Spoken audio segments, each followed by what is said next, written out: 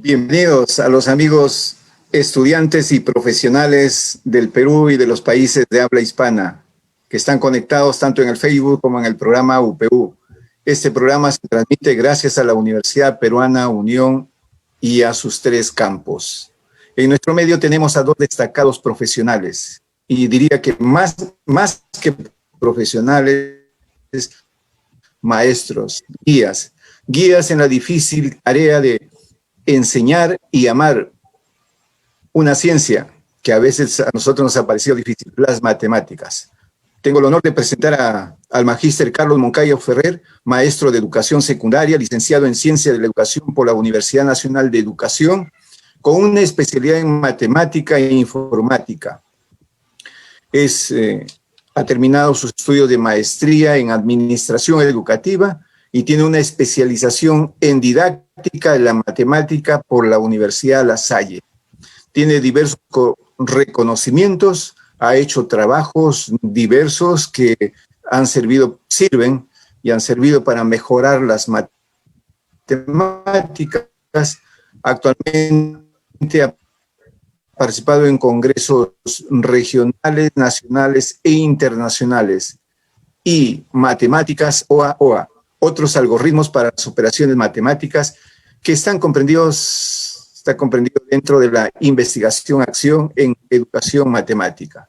También tengo el gusto de presentar al magíster Elmer Tapia Roncal, licenciado en matemáticas, procedente de la Universidad del Atlántico, Colombia, especialista en educación matemática por la Universidad Pedagógica Nacional de Colombia, magíster en educación, docente de matemáticas tanto en la Universidad de Cartagena, en la universidad también enseñó en algunas universidades peruanas como la Universidad César Vallejos, la Universidad de Ingeniería y Tecnología, ponente internacional en diversos eventos de matemáticas y asesor de tesis y analista de paquetes estadísticos empresariales.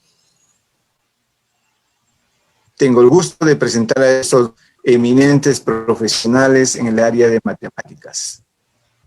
Muchas gracias.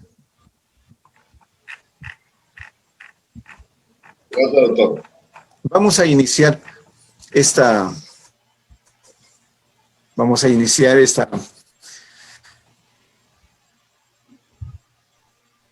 este evento, que es más que todo un diálogo para extraer experiencia también el aprendizaje, ¿no? Y una de las primeras preguntas que se nos viene a la mente es la siguiente, ¿no? Siendo que las matemáticas son de vital importancia, es una ciencia que ha contribuido muchísimo en el desarrollo mismo de las tecnologías, ha mejorado el bienestar humano. La pregunta es, ¿por qué actualmente muchos tienen temor a las matemáticas, ¿no? Para los docentes es un gran desafío, para los estudiantes hay cierto temor. ¿Qué explicación nos podría ofrecer?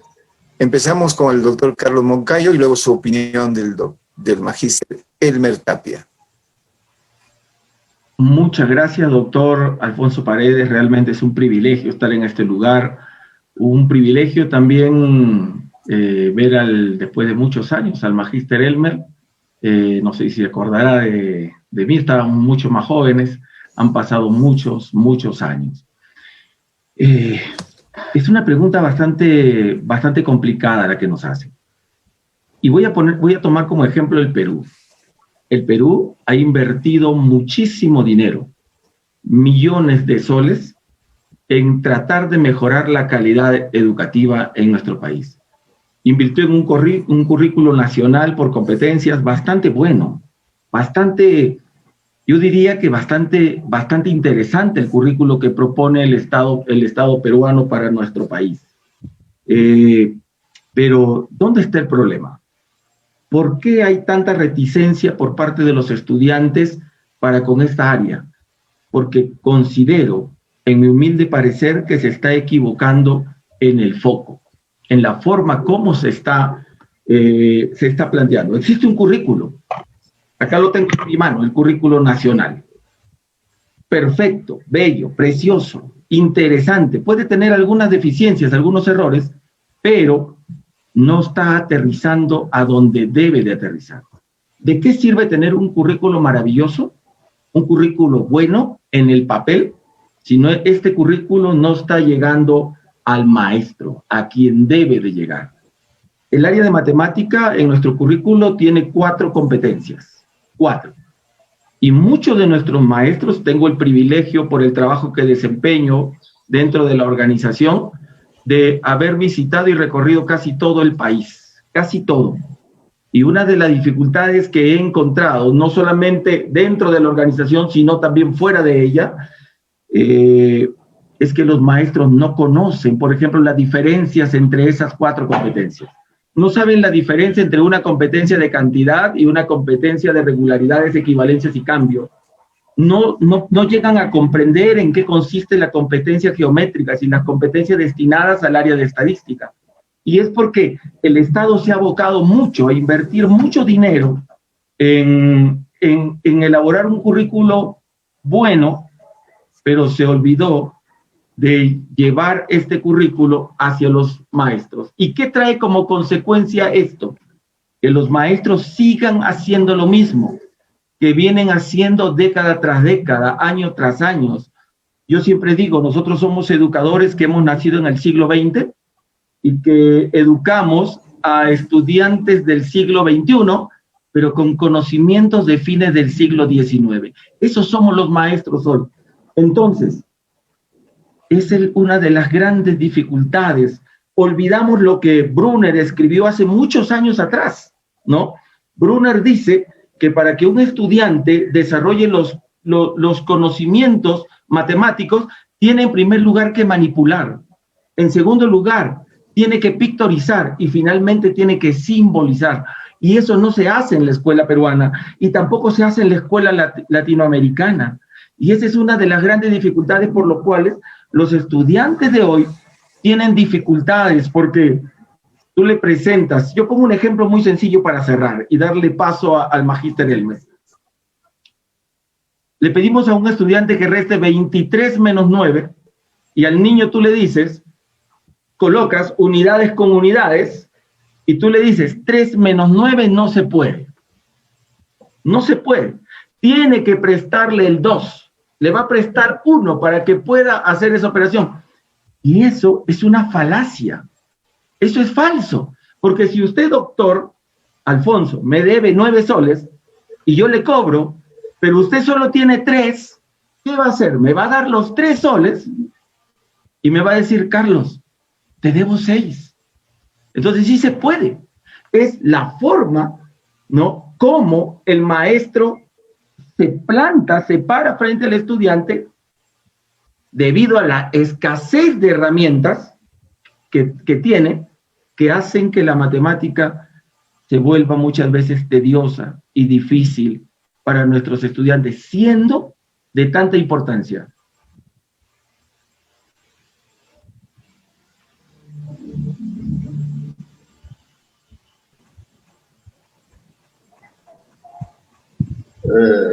Gracias, doctor, por la invitación. Para mí es un placer hacer parte de esta programación. Tengo muchos recuerdos de la Universidad Peruana Unión, pues allá tuve la oportunidad de trabajar con estudiantes y docentes y también pues de ser el título de magíster en esa institución, a la cual pues le tengo todo el reconocimiento y el agradecimiento. Continuando con lo que plantea el magíster Carlos, yo creo que hay una combinación de factores en que el aprendizaje de las matemáticas cada día que pasa tenga pues ciertas dificultades que persisten y que con el tiempo, digamos, se han ido disminuyendo muy poco, porque la realidad es que la problemática de la matemática no disminuye de una manera vertiginosa, sino de una manera muy lenta. Entre esos factores podíamos pues citar de que hay una influencia, primero una influencia cultural. Históricamente, pues la matemática se ha considerado como algo que no es asequible a todo público. Si nos remontamos allá a la escuela platónica, ellos decían con su famosa frase, no entra aquí quien no sepa geometría. Haciendo pues alusión a eso de que era una ciencia indispensable y que tampoco era para todos. Si miramos a los pitagóricos, pues la escuela pitagórica también tenía una tendencia similar a eso, donde le daban una gran importancia a la matematización, pero como tal también tenían muchas restricciones porque tenían ese pensamiento de que la matemática no es para todos. Y con eso se siguió pues hasta los tiempos actuales. Eso ha ido pasando de generación en generación. Y entonces parece ser que esa creencia es transmitida y ya nuestros estudiantes, en el caso de las escuelas, pues se les mete esa creencia de que la matemática no es para todos. Esa creencia podía ser revertida por nosotros los docentes, teniendo en cuenta varios aspectos. Uno, lo que decía el magíster Carlos, hay un currículum muy lindo, una programación muy linda, pero que muchas veces nosotros los docentes no nos apersonamos de ese currículum.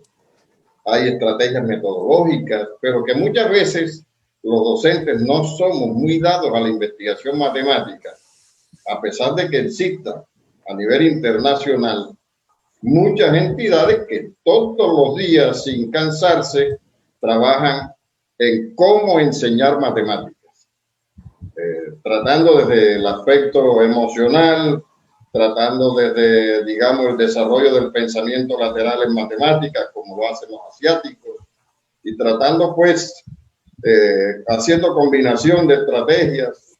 Actualmente miramos aprendizaje basado en problemas, aprendizaje basado en proyectos, aprendizaje activo, todo tratando de ir menguando esa creencia que se tiene de que la matemática es difícil.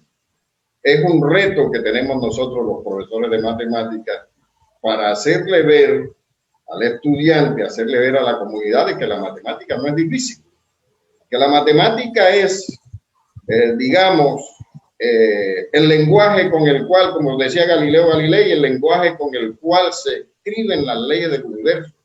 Decía Galileo, ese tenemos al frente un libro abierto, y ese libro abierto es el universo, y ese libro abierto se escribe con el lenguaje de las matemáticas. Entonces el estudiante tiene que ver que tiene enfrente ese libro abierto, como decía Galileo. Entonces esa combinación de factores ha ido trascendiendo y pasando de una generación a otra, y pues creo que va teniendo como consecuencia eso de que nuestros estudiantes se les dificulte, y lo peor aún, le hayan perdido la importancia a la matemática.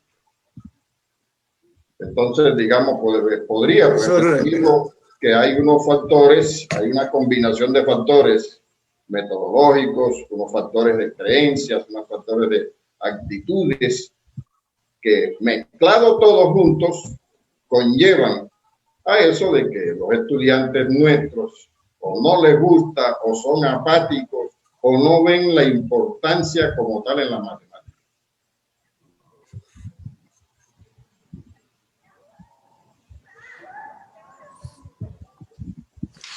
Profesor Elmer, hablando del pensamiento lateral, ¿usted cree que es una práctica con muy altas puntuaciones en matemáticas? ¿Cree usted que esa podría ser una alternativa para mejorar el aprendizaje de las matemáticas? Doctor, si nosotros analizamos los resultados de las pruebas internacionales, PISA, ahora me estaba hablando el profesor Carlos de los últimos resultados de la prueba TIM, y vemos que es una constante que los países asiáticos siempre estén ocupando los primeros puestos, que Singapur, Finlandia, Corea, por lo general son ellos los que siempre están ocupando los primeros puestos. Y no, digamos, no es una casualidad que sea precisamente en la cultura oriental donde más se desarrolla el pensamiento lateral en matemáticas en sus estudiantes. No es un secreto para nosotros que la educación matemática en los orientales,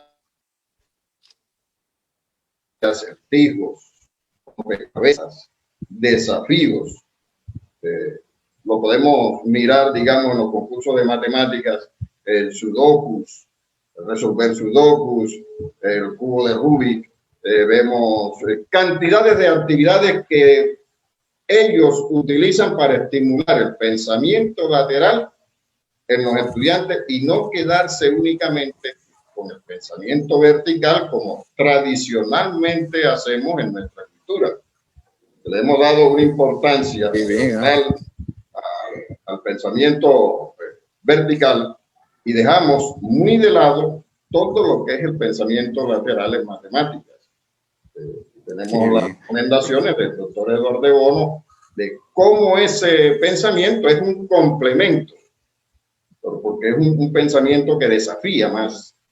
Y yo creo que nuestros estudiantes, mientras nosotros los enfoquemos a desafíos, son estudiantes que van a desarrollar más la creatividad y van a potenciar más el pensamiento. Y entre ese pensamiento, el pensamiento matemático. Muy bueno, muy bueno. Recientemente hemos tenido los resultados de la prueba TIC, ¿no? Una prueba que se tomó el año pasado. ¿Qué comentario le ofrece esto, profesor Carlos? ¿Son alentadores los resultados? Porque sabemos que ha ocurrido grandes inversiones. ¿Cómo hemos quedado? Bueno, realmente los resultados son catastróficos para los países latinoamericanos, ¿no? El único país que aparece en el ranking, pero en uno de los últimos lugares es Chile. Imagínense cómo están el resto, ¿no? Y en primer lugar tiene mucha razón el Magíster Elmer, porque en primer lugar está Japón, con el más alto puntaje, ¿no? Y dentro de eso, los 5, 10, dentro del top 10, están los países ya que nosotros conocemos, Finlandia, Singapur, etcétera, etcétera, ¿no? Y yo quiero traer a colación algo en función a lo que hablaba el Magíster Elmer. Hace 30 años atrás, apreciados colegas, Singapur era uno de los últimos países que tenía los niveles de educación más pobres en el mundo. ¿Y qué sucedió? Vino un ministro de educación en aquellos tiempos y envió a los mejores hombres a los diferentes países en el mundo. Los envió a Alemania a hacer un doctorado, a cada uno. Luego de 2, 3 años que esta gente volvió de hacer su doctorado, él les pregunta qué cosa encontraron en estos países que los hace mejor que nosotros, ¿no? ¿Saben? Y yo quiero abrir un paréntesis acá. Los seres humanos tenemos un don maravilloso, que somos expertos copiando. El problema es que muchas veces no queremos copiar las cosas buenas que se deben de copiar, que se deben de imitar de otros. Esto originó, por ejemplo, le preguntó a uno, ¿qué viste tú? Bueno, en Alemania encontré el uso de la calculadora. En Estados Unidos encontré el uso de material concreto. En tal país encontré que la gente desarrolla otro tipo de algoritmos y han desechado los ATOAs ya hace muchos años. Entonces, ¿qué hicieron los de Singapur? Tuvieron un gran saco donde colocaron todos los conocimientos que estos expertos que habían ido a hacer el doctorado trajeron, lo pusieron en práctica, lo pusieron en ejecución, y hoy en día son una de las potencias en el mundo y crearon el método Singapur, que nos lo venden a todos nosotros como una de las maravillas que existen y que realmente da muy buenos resultados. Así nació el método Singapur, de esa manera. El problema en el Perú, como bien lo ratificó el magíster Elmer, es que tenemos un buen currículo, pero que solamente queda en un buen papel. Y no estamos aterrizando, insisto, a donde debemos de aterrizar. Debemos de aterrizar en el maestro. Y es cierto lo que dice Elmer, ¿no? En el Perú, solamente se lee medio libro al año. Entonces, no somos propensos a la investigación, los profesores no investigamos, no buscamos otras herramientas. Y seguimos en la escuela haciendo lo mismo de fines del siglo XIX. Yo insisto, utilizamos los ATOAS y cuando los ATOAS han traído atraso a los países latinoamericanos. ¿Y qué son los ATOAS? Los algoritmos tradicionales que usamos. Y tenemos que desechar los algoritmos tradicionales para dar paso a los OAOA. ¿Y los OAOA qué son? Los OAOA son otros algoritmos que desarrollan el pensamiento lateral en lugar de ese pensamiento vertical. Ese pensamiento vertical que nos lleva unidades, decenas, centenas, que sumamos de derecha a izquierda cuando la mente trabaja de izquierda a derecha. Cuando tú vas al banco y sacas tu dinero y te dan todo tu fajo de billete, ¿por dónde empiezas? ¿Por las monedas o por los billetes más grandes? Empiezas por los billetes más grandes, acumulas los billetes más grandes, luego los más pequeños y los más chiquitos. Solamente en la escuela latinoamericana se suma de derecha a izquierda, mientras que en la vida práctica tú sumas de izquierda a derecha. Entonces, tenemos que propiciar un cambio en el paradigma de la enseñanza de la matemática. Y siendo que la matemática es natural en el ser humano, doctor, somos matemáticos por naturaleza, pero ¿cómo es posible? Sería como el respirar. Uno no piensa, ahora respiro. Uno no piensa, ahora expiro. No piensa, es natural. Lo mismo es la matemática en la vida. Desde que el niño levanta su pie, ¿no?, para subir un escalón, está estimando, está calculando cuánto ha de levantar el pie. Somos matemáticos por naturaleza. El problema es que estamos enfocados erróneamente. El Estado tiene un lema en el Perú, ¿no? Tenemos un enfoque en el aprendizaje, dice. Enfoque en el aprendizaje. Y ese es el peor error que podemos estar teniendo como país. Tener un enfoque en el aprendizaje. Nosotros no debemos de tener un enfoque en el aprendizaje porque el aprendizaje es la consecuencia. Tenemos que tener un enfoque en la causa. Y la causa es el aprendizaje. O sea, cómo yo como maestro utilizo diferentes estrategias metodológicas para lograr que ese niño aprenda.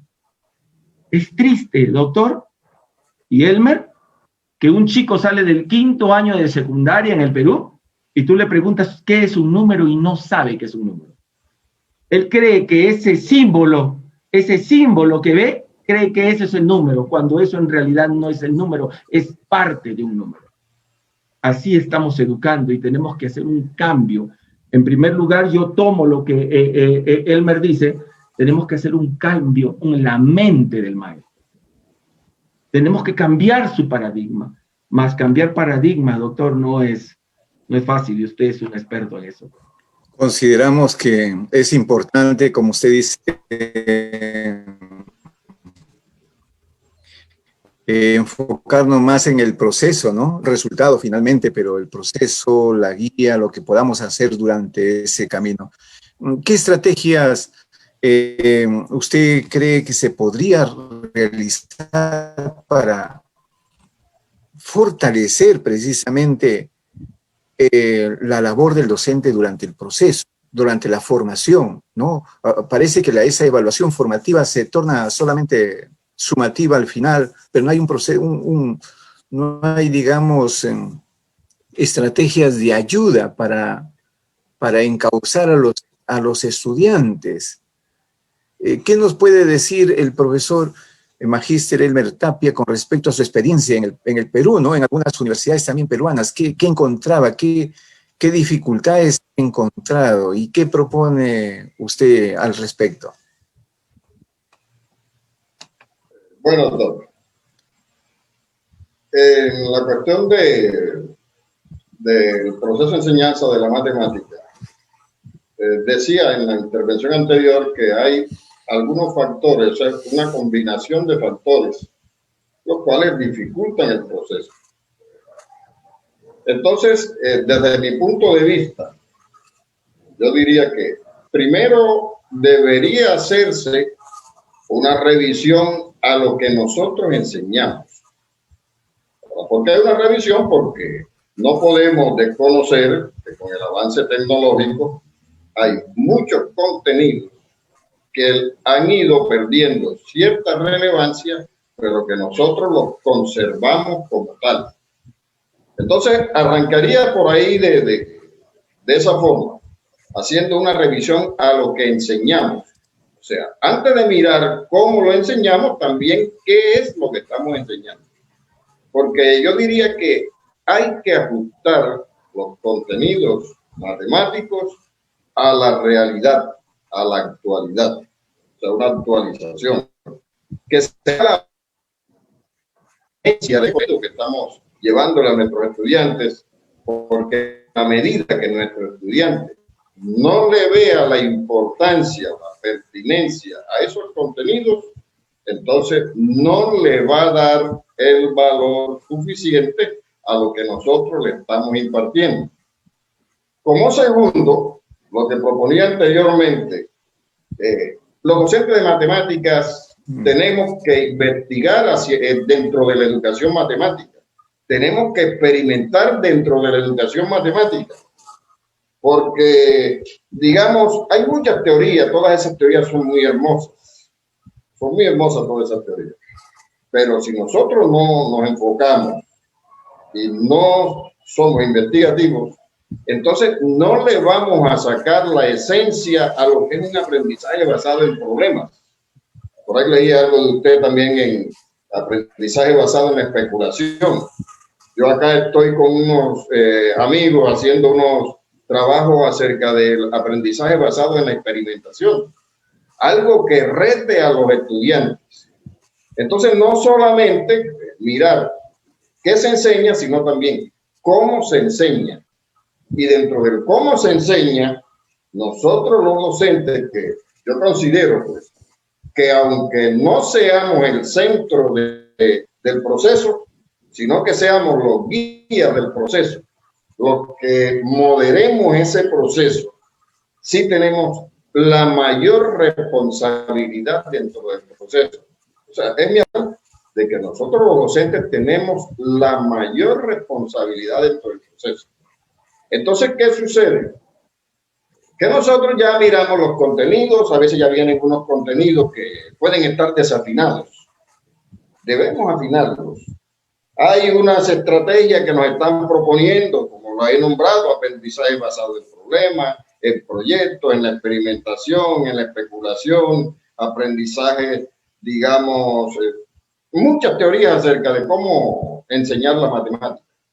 Pero también como docente debemos mirar cómo aprenden nuestros estudiantes esa matemática, porque las teorías de la neurociencia son precisas, de cómo es que nosotros aprendemos y dentro de cómo es que nosotros y nuestros estudiantes aprenden, entonces también deberíamos revisar qué estrategias estamos utilizando como tal y si esas estrategias son las que más se ajustan al tipo de estudiantes que nosotros tenemos.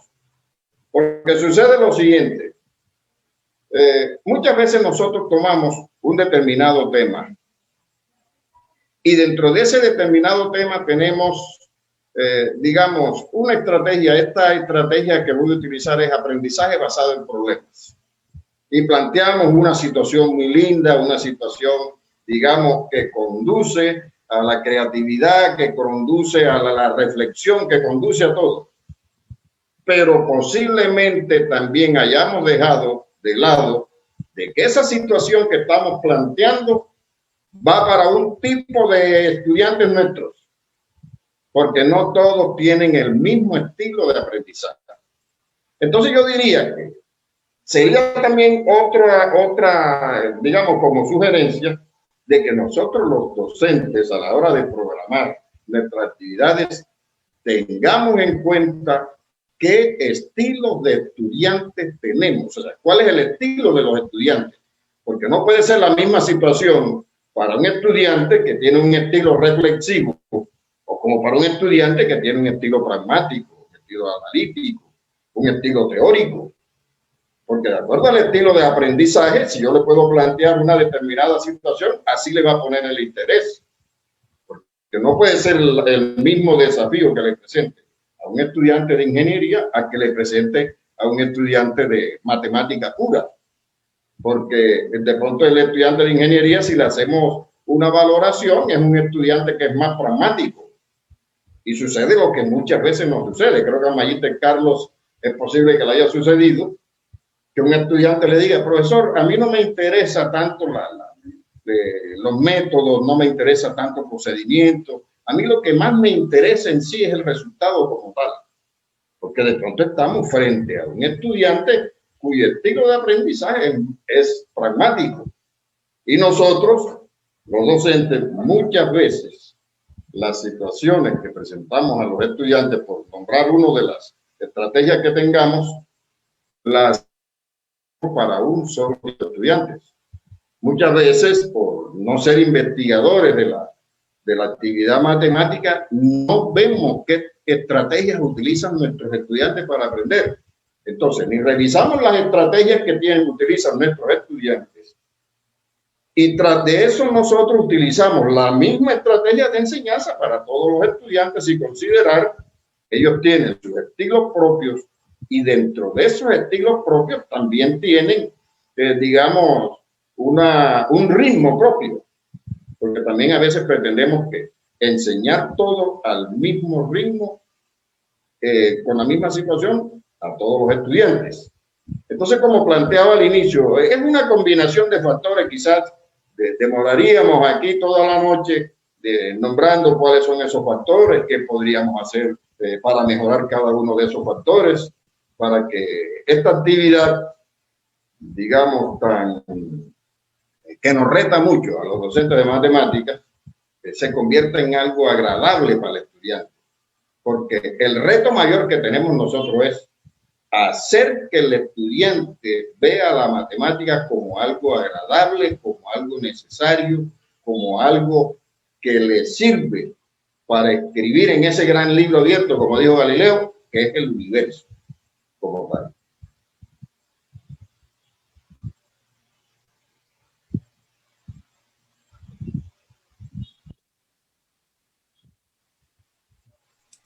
Sin duda, Magíster Elmer, que la reflexión debe ser parte del estilo de vida docente, ¿no?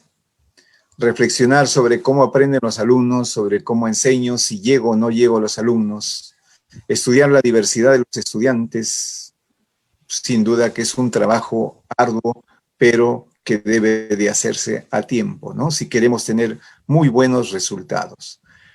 Magíster Carlos, en base a su experiencia, en base a sus visitas que usted ha realizado a lo largo y ancho de nuestro país, ¿no? Como uno de los principales educadores y líderes de esta organización, ¿qué propone usted para la mejora de la enseñanza de las matemáticas? ¿Qué serían sus sueños, Magíster Carlos?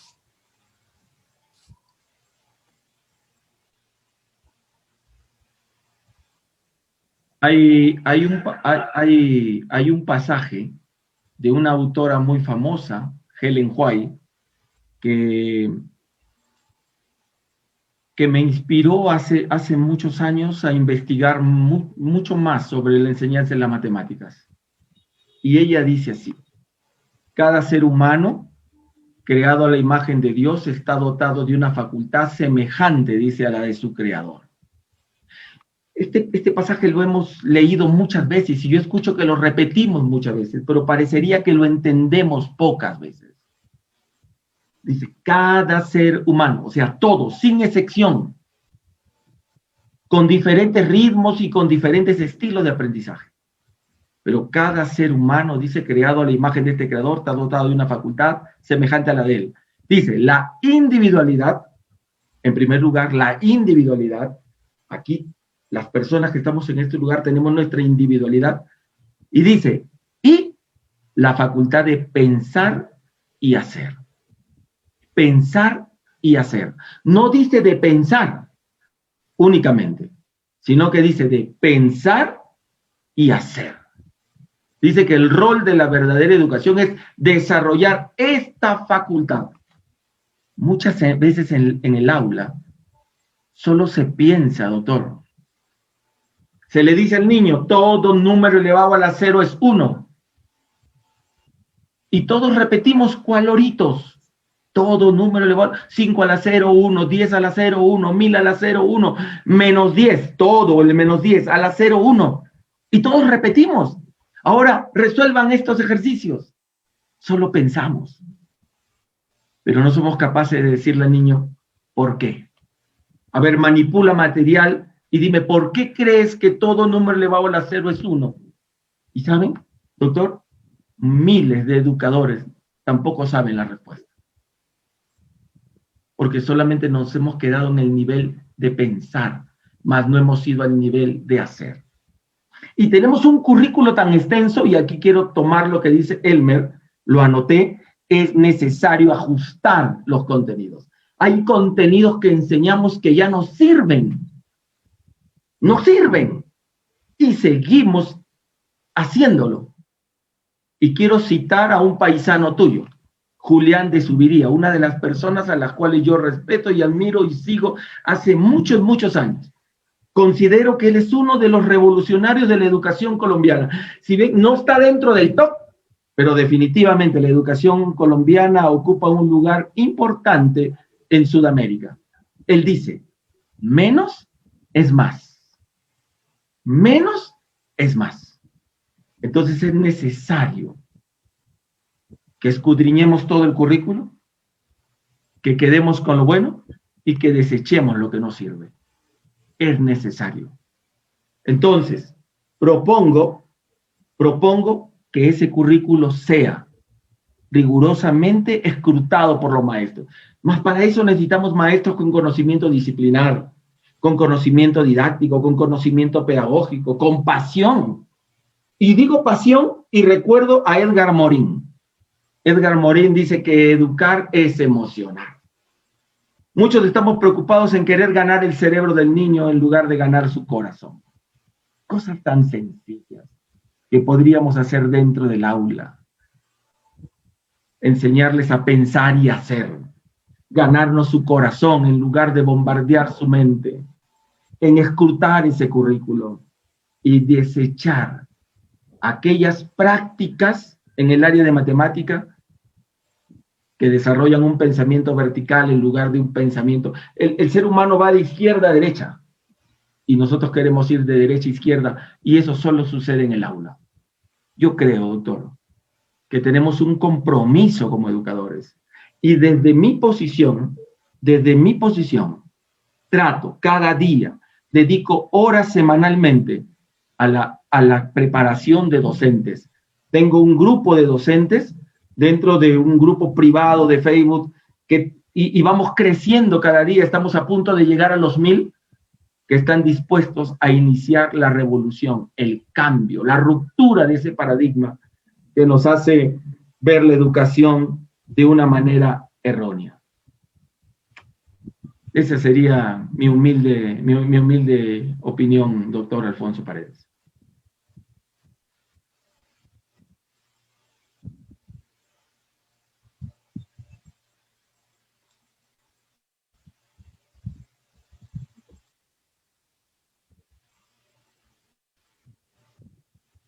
Muchas gracias, Magíster Carlos. Me ha hecho recordar algunos sucesos en la niñez, algunos hechos que quizás no había pensado decirlo, pero lo voy a decir porque es del contexto, ¿no?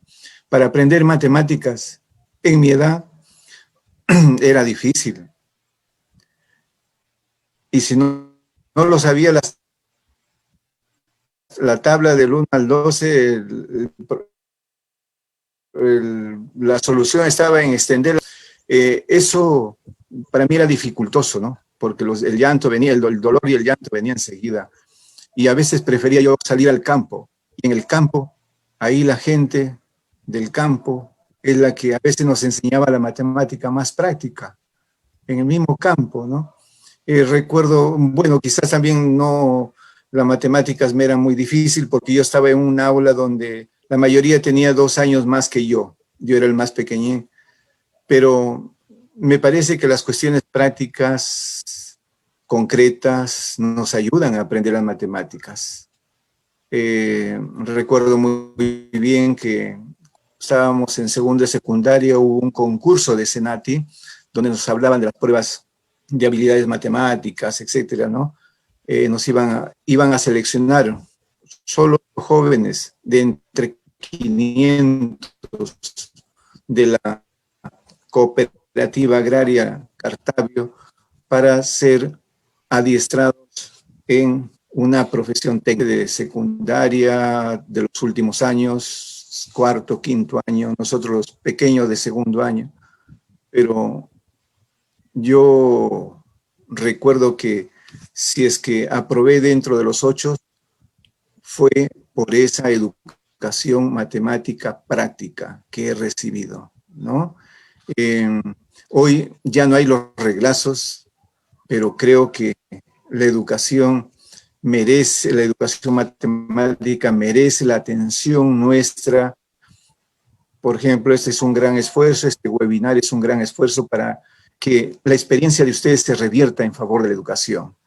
Magíster Elmer Tapia, ¿qué nos puede decir usted al respecto? ¿Cuáles son sus sueños de mejora de las matemáticas? ¿Qué propondría usted? Atendiendo pues a lo que hemos conversado con usted y el maestro Carlos, podríamos simplificar la enseñanza de la matemática o algunas pues soluciones como las que hemos dicho. Una es desde el punto de vista didáctico. Tenemos que revisar nuestras estrategias, tenemos que revisar las estrategias con las que aprenden nuestros estudiantes. Tenemos que hacer una revisión al currículo. Los contenidos debemos ajustarlos a la actualidad. Debemos presentar a los estudiantes una matemática creativa, una matemática recreativa, una matemática útil, donde la pertinencia se vea, donde la importancia se vea. Además de eso, nosotros como docentes debemos revisar todo nuestro bagaje como docentes que enseñan matemáticas.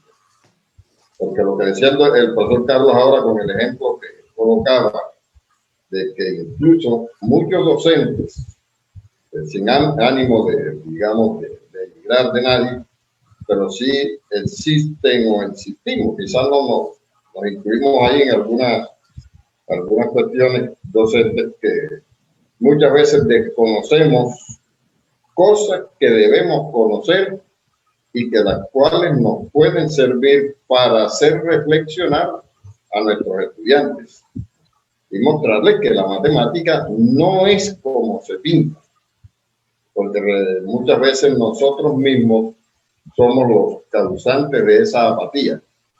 Entonces, si hay una, digamos, una influencia cultural, hay una influencia social, la misma sociedad tiene la creencia de que la matemática es difícil. Hay una influencia incluso familiar en que pensar en tener esas creencias. Y si eso lo completamos con que nosotros los docentes no tengamos la idoneidad para enfrentar ciertos conceptos de matemática, entonces la tarea se hace incluso mucho más difícil. Entonces yo propondría en esos aspectos, mirándolo de tratar de revertir esas creencias, revertirlas con buenas estrategias, mirar a nuestros estudiantes, pensar que los estudiantes son el centro del proceso, que nosotros actuemos como verdaderos guías que actuemos, digamos, como verdaderos orientadores de ese proceso. Y para ser un verdadero guía, digamos, tenemos que conocer bien el camino, porque si no conocemos bien el camino, nosotros no podemos ser buenos guías. Si nosotros miramos los guías de los sitios históricos, personas que se conocen todo ese camino, conocen qué pasó ahí, te echan el cuento bien contado. Entonces, si nosotros queremos contar a nuestros estudiantes que la matemática es útil, que la matemática es necesaria, que la matemática no es difícil, entonces nosotros tenemos que tener un gran bagaje, tener conocimiento bastante del camino para poder transitar muy bien con ellos, acompañarlos en ese camino. Entonces, digamos, habíamos ya nombrado varias veces eso, debemos revisar lo que nosotros somos, cómo lo hacemos, debemos mirar a nuestros estudiantes, debemos mirar el currículo y debemos estar dispuestos a cambiar como docentes, porque no podemos estar sujetados ahí a unas prácticas, lo decía el profesor Carlos, hay que cambiar de paradigmas, porque si no cambiamos y nos quedamos con lo mismo y la sociedad avanza, entonces, digamos, los procesos van a tener ese estancamiento y siempre va a haber la misma dificultad. Mire, le voy a citar un ejemplo ya para finalizar. Muchos docentes, digamos, se oponen. Parecería algo como totalmente extraño, pero es la realidad, y quizás lo digo por la experiencia. Se oponen al uso de las herramientas tecnológicas en la matemática. Muchos dicen que es frustrante, que así estamos conduciendo a un estudiante mecánico que se va acostumbrando únicamente a los algoritmos, a llenar datos, nada más los resultados. Y pues plantean desde su punto de vista, que también es respetable porque, digamos, esa es su forma de pensar, de que el proceso de formulación, de ejercitación, de comparación de procedimientos matemáticos se está viendo afectado por el uso de las herramientas tecnológicas. Entonces yo me hago una pregunta, que cuando he tenido la oportunidad digamos, no de discutir, pero sí de cambiar opinión con ciertos docentes, le propongo, digo, pero ¿por qué mejor no utilizamos la forma como esos creadores de esos software, de esos programas, utilizan la matemática para el servicio? Porque las herramientas tecnológicas son un servicio, los programas, los software son un servicio de la matemática, son de gran utilidad de la matemática.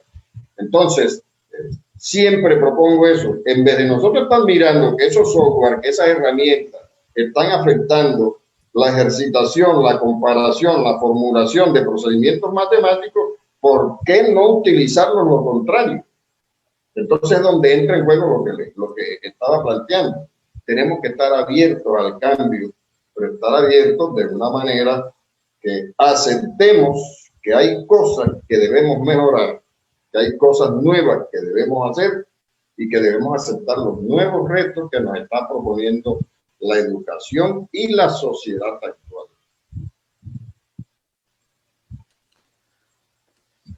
Considero que debemos contribuir a una enseñanza con amor, reflexión y entrega, ¿no? Y eso es lo que ustedes están haciendo ahora, mis estimados amigos y docentes Elmer y Carlos. Les agradezco muchísimo por los aportes que nos han brindado. Muchas gracias por su participación y por sus brillantes recomendaciones. Gracias. A usted gracias, doctor. Que esté bien. Bueno, maestro Carlos, saludos.